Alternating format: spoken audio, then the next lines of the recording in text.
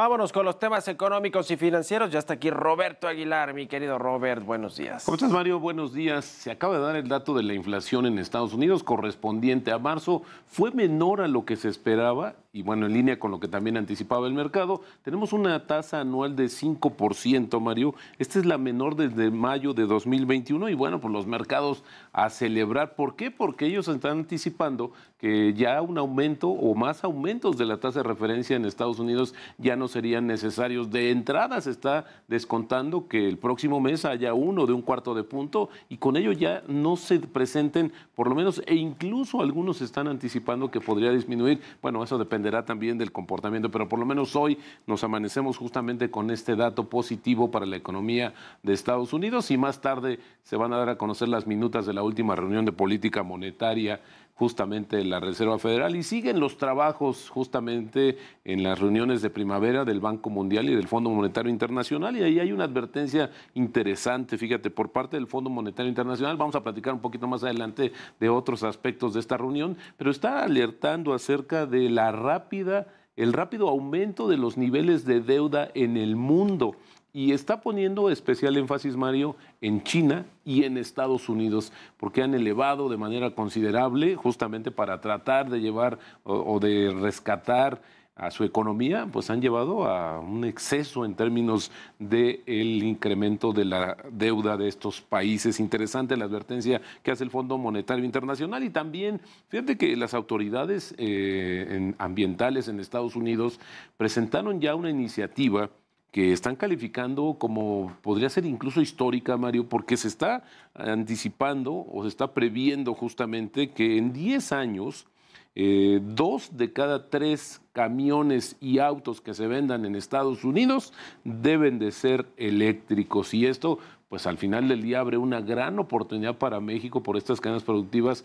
No en vano hay empresas que también están buscando la oportunidad de instalarse en México para abastecer el mercado automotriz del futuro, que es básicamente el eléctrico. Y el tipo de cambio también reaccionó de manera positiva al dato de la inflación en Estados Unidos. Comenzamos en niveles entre 18.20 y 22, ahora está cotizando en 18.07, así inicia operaciones el tipo de cambio. Y un poco más, Mario, acerca del tema del Fondo Monetario Internacional, te decía que advirtió también de la vulnerabilidad del sistema financiero y dijo que esto podría desembocar en una nueva crisis y golpear el crecimiento mundial justamente este año, pero instó justamente a los países miembros a seguir endureciendo la política monetaria para luchar contra la inflación. De hecho, ayer el Fondo Monetario bajó a 2.8% sus previsiones de crecimiento mundial para este año, pero excluyó por ahora, dijo, la crisis bancaria que provocó justamente la quiebra de los bancos estadounidenses, que ya hemos comentado, el Silicon Valley Bank y el Signature Bank, y la venta forzosa también de Credit Suisse en Suiza. Y en otro aspecto ya mucho más local, decía ayer la compra de México de estas plantas de Iberdrola, dijo el presidente que es 30% más barato que construirlas desde cero.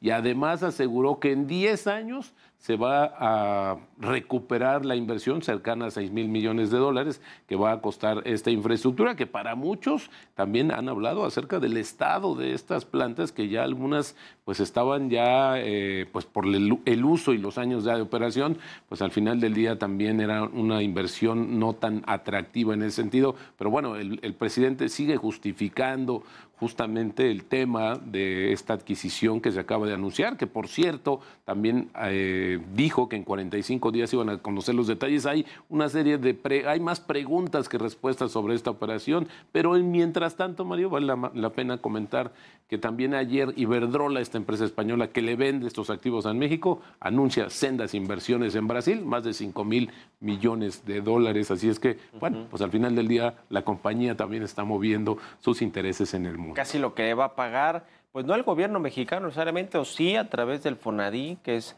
un fondo que depende de Banobras, que es la banca de desarrollo, que si bien no está dentro de la deuda pública, dentro de la deuda que se contabiliza en los presupuestos y demás, pues sí es un tema de deuda finalmente, un balance público de deuda pública, la banca de desarrollo que va a financiar esta operación a través de un vehículo privado.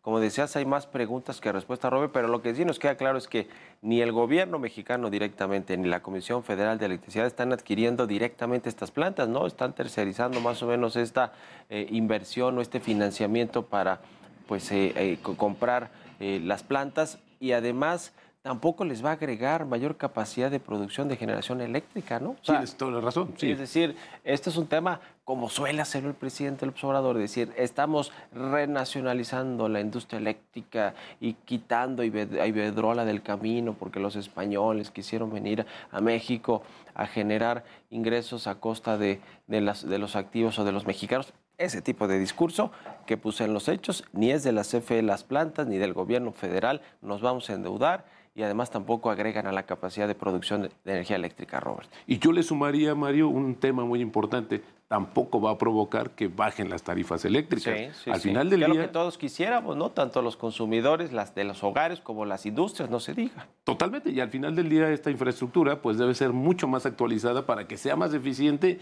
y entonces sí haya un efecto de menores tarifas.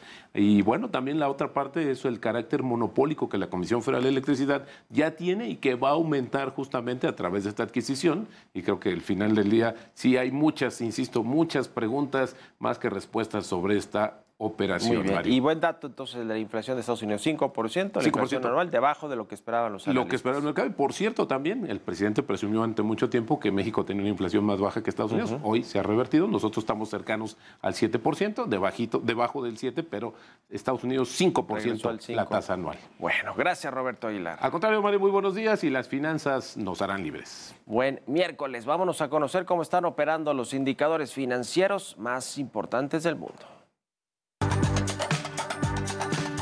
Los precios del petróleo lograron revertir sus pérdidas impulsados por el informe de inflación en Estados Unidos. Así, el Brent sumó 1.7% para venderse en los $85.61 por barril. Mientras el crudo estadounidense West Texas se cotizó en los $81.53, una alza del 2.24%. Por su parte, la mezcla mexicana de petróleo aumentó 1.82% para ubicarse en los $72.36 por barril. La tasa de interés interbancaria del Banco de México se ubica en 11.51%, mientras que los CETES a 28 días alcanzan el 11.30%.